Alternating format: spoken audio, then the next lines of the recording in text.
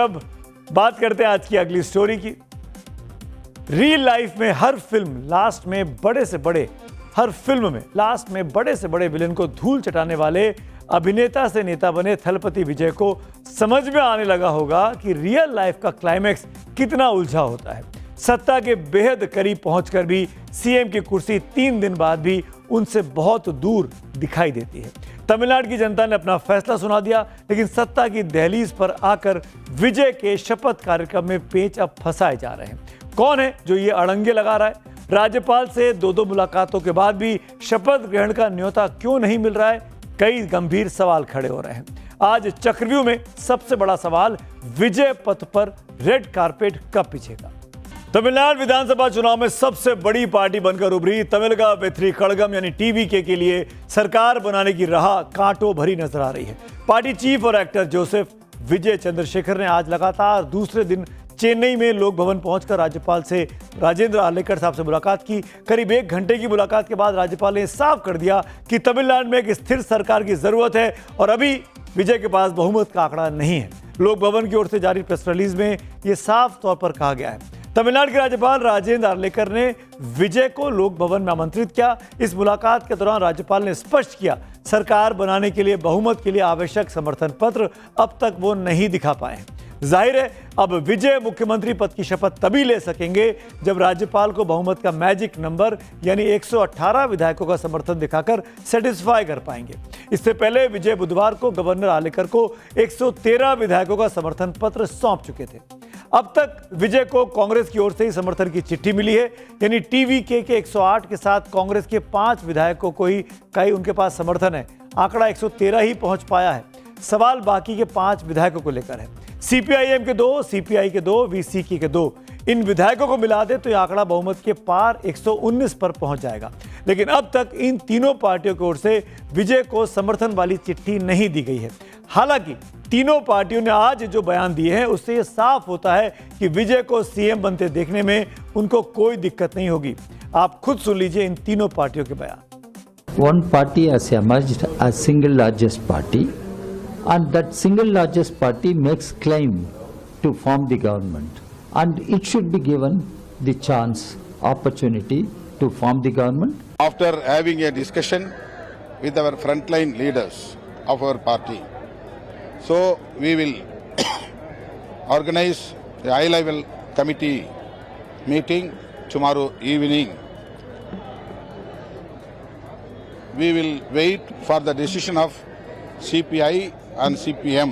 Tamil Vetri Kazhagam and its leader, Mr. Vijay, who have been voted as the single largest party by popular verdict, why he is not being called upon to stake his claim and take oaths?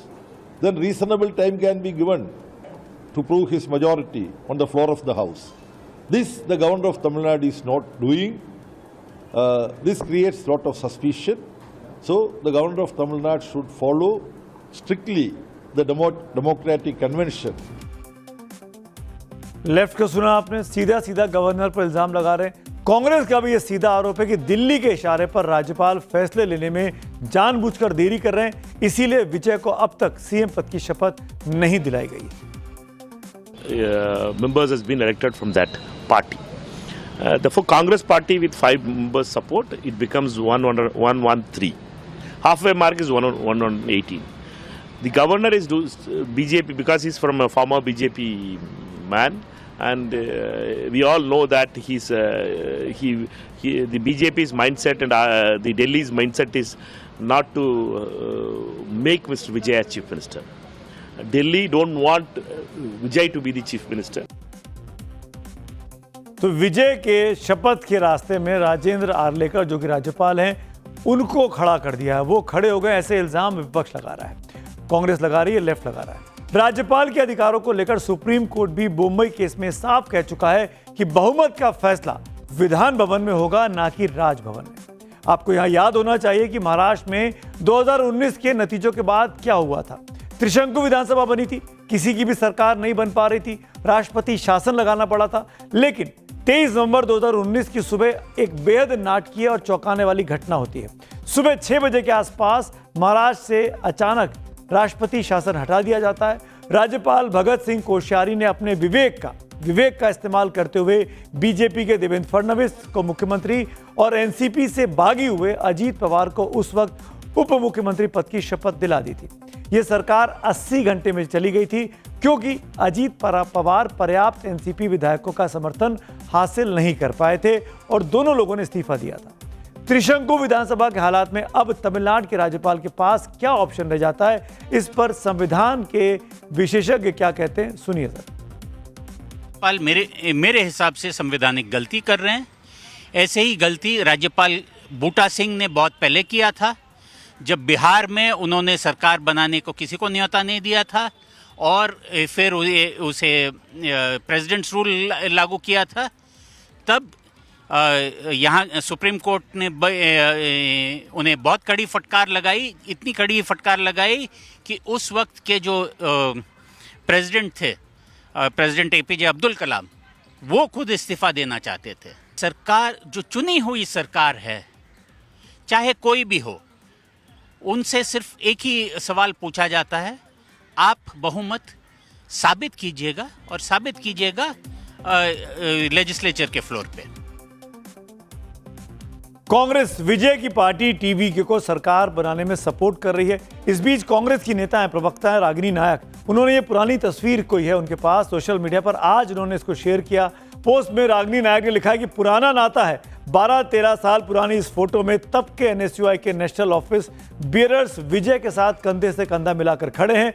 Ragini ने यह भी लिखा कि BJP और संघ समर्थक इसे अचानक गठबंधन बता रहे हैं, जबकि विजय का कांग्रेस से रिश्ता काफी पुराना है। ये विजय है और ये रागिनी है। इस तस्वीर में करीब 13 साल पुरानी तस्वीर है और ये भी कांग्रेस के साथ रबी आदिन है इस तस्वीर में। तमिलनाडु में सरकार को लेकर जारी सस्पेंस के बीच एक और दावा किया जा रहा है और वो ये है कि कर्नाटक महाराज जैसी अनहोनी, यानी जब दुश्मन गले मिल जाए, अगर विजय बहुमत साबित नहीं कर पाते और राज्यपाल उन्हें ज्यादा समय नहीं देते तो तमिलनाडु में वही हो सकता है जैसा 2018 के कर्नाटक और 19 के महाराष्ट्र में देखने को मिला था।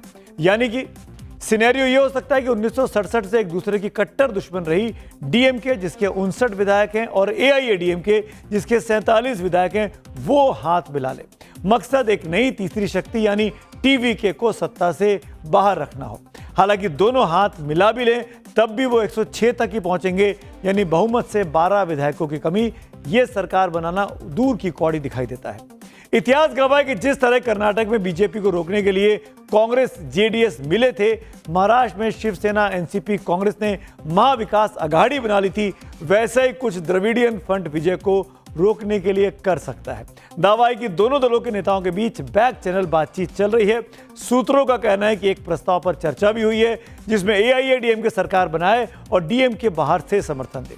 छोटे दलों का समर्थन भी उनको मिल जाए ताकि वो बहुमत का आंकड़ा जुगाड़ सकें। और एआईएडीएमके ने अपने तमाम विधायकों को एक रिजॉर्ट में इस वक्त जाने को बोल दिया, सबको एक साथ एक जगह रखा गया है। आपको चक्रू में कल ही मैंने बताया था कि किस तरह तमिलनाडु में टीवीके की जीत की बड़ी वजह सिर्फ विजय की लोकप्रियता नहीं है, बल्कि उनकी पार्टी के चुनावी वायदे रहे। विजय के मैनिफेस्टो में फ्री बिजली, कर्ज माफी, महिलाओं के लिए मंथली कैश और युवाओं के लिए बेरोजगारी भत्ते समेत कई स्कीम शामिल थी।